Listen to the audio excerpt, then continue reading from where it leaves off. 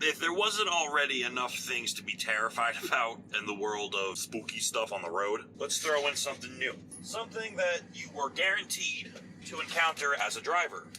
Something that you cannot escape. I don't care where you live, it is inevitable. The mist. Imagine this. You're driving and a thick fog of mist rolls through. Most people, they slow down, maybe they'll pull off the road, but what if I told you that some drivers, they will not pull over in the fog? Apparently, there is a creature in the mist that specifically has a penchant to go after truckers. So, I told a story a while back about the ghost semi or the spirit semi that you'll see coming down the mountain. It'll bring its exhaust is basically like emitting the mist, and everywhere it drives, it brings a wall of mist behind it and whatever. But there's another mist related story of I don't even know what you'd call it, a phantom, a ghost, spirit. But basically, this gentleman told me that one day he was driving through the mountains and he was really tired, which is already a big no-no, but he was really tired and he's cruising through the mist. He's going slow. He's doing like 48, taking it easy, but he said it was thick. Like you couldn't see 20 feet past the front of the truck. It was late at night though, so he knew there wasn't a lot of traffic. While he was cutting his way through the mist, he could swear to God he saw someone on the side of the road. Not that big a deal.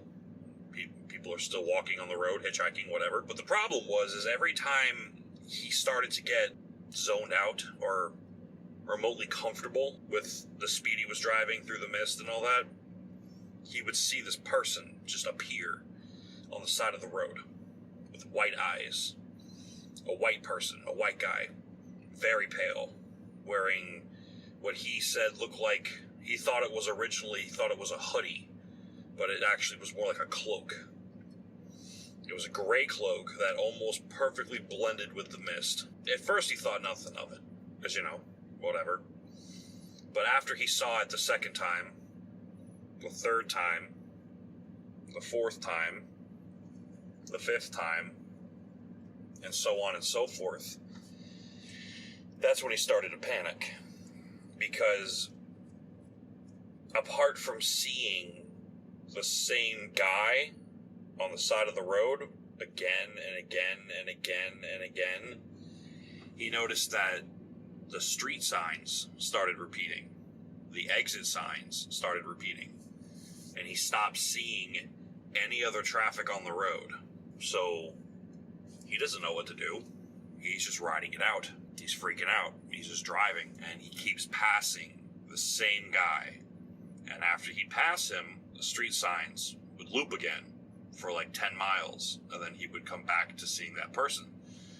So after what he said felt to be about his 15th, 20th run through of this, he decides, I guess I need to pick this person up.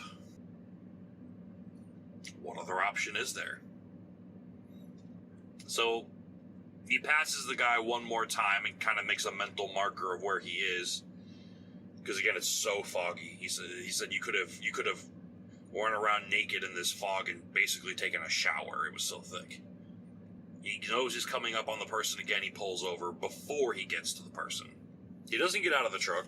He just stops, flashes his high beams, and about a minute later, he hears a knock on the passenger door. So he leans over, pops it open for him, and this guy crawls in, sits down in the passenger seat, and sure enough, he's wearing a gray cloak. Guy's pale as the moon itself, and he's got white eyes. He's got pupilless, irisless eyes. So he looks at the guy and he's like, did I die? Are you death?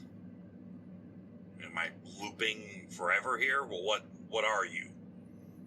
Basically, at this point, just fully accepting that something's off and this person is not normal. So he talks to the guy for about 10 minutes or so, trying to get information out of him, and the guy's not saying a damn thing. He's just kind of staring at him.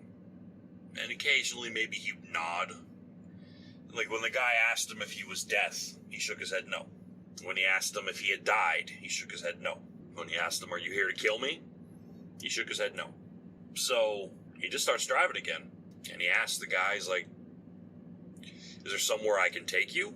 Is there a reason that you've trapped me in this to force me to stop, pick you up? Guy shakes his head yes. So at this point, he's starting to catch on that dude doesn't talk.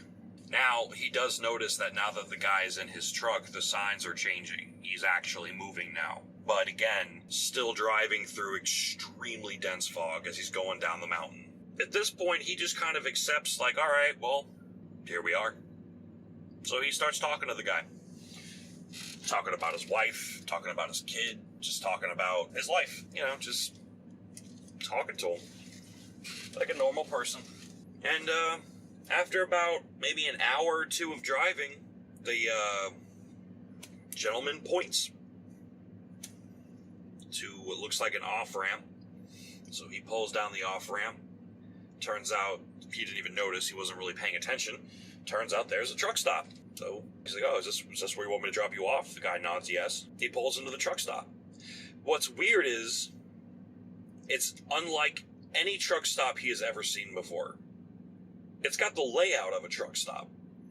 You know, it's got the truck pull in. It's got the fuel line, you know, the fuel island. It's got the rest. Everything looks relatively normal, except he notices that all the trucks that are parked in the parking spots are out of time. He said he saw trucks that looked like they were 300 years old, which makes no sense. He saw trucks that looked like they were from the future, like even beyond like the Tesla trucks. Like he said he saw a truck that he swears to God was just levitating in place, with not making any noise or anything. It was just floating there. So he asked the guy, what now? The guy just smiles at him, gets out of the truck, and as he's getting out of the truck, he just waves, like, bye, and walks into this truck stop. Now, my dude that was telling me the story had the presence of mind to not get out of the truck and not park and not fuck around. He just left. He drove for about another hour, and the fog just disappeared. Like, it just cleared up immediately. It was like he just drove out of it like a cloud. He just drove out of it, and it was gone. He could still see it behind him. It didn't, like, disappear, but he was out of it, and he just drove on, and he doesn't know what happened. He said he was tired, but not exhausted. He doesn't take any prescription strength meds. He wasn't drinking or smoking or anything like that. He said he doesn't have any explanation for why, what, or anything. And the weird thing too is the guy he picked up when he dropped him at the truck stop, he only drove him about 60 miles before he got off. Well, he only had him in the truck for like an hour or two. That was it. And he just drove safe and cruised at 45, 48 miles an hour and kept his fog lights on and just cruised. Now, that one's not exceedingly scary or exceedingly weird, but it does make you wonder. There's a lot of lore out there involving fog and mist. The Native Americans had their own theories about it. There's a lot of other cultures that believe that the mist was actually a portal to another world, or that it was the, like, byproduct of the portal to another world. Who's to say that we've just never really paid enough attention because we can't see, what's actually going on around us when we're in the fog, when we're in the mist. I don't know. What do you guys think? I think it's definitely a cool story, but what do you think he encountered? What do you think it was? You think it was an angel, a demon, a interdimensional traveler? Or do you think maybe he was just tripping balls? I was waiting for him to tell me at the end of the story, then I woke up and I was behind the wheel on the side of the road, and they're like, oh, so you fell asleep on the side of the road and had a weird dream. Okay. No. He drove out of it, and he still drove the rest of his shift. He drove the rest of his whatever, and I would probably need to pull over and have a minute to, like, rethink everything if something like that happened to me, but he just kept driving. All right, well, if you're listening to this while you drive, please drive safe, and if you're watching this while you drive, get off your fucking phone.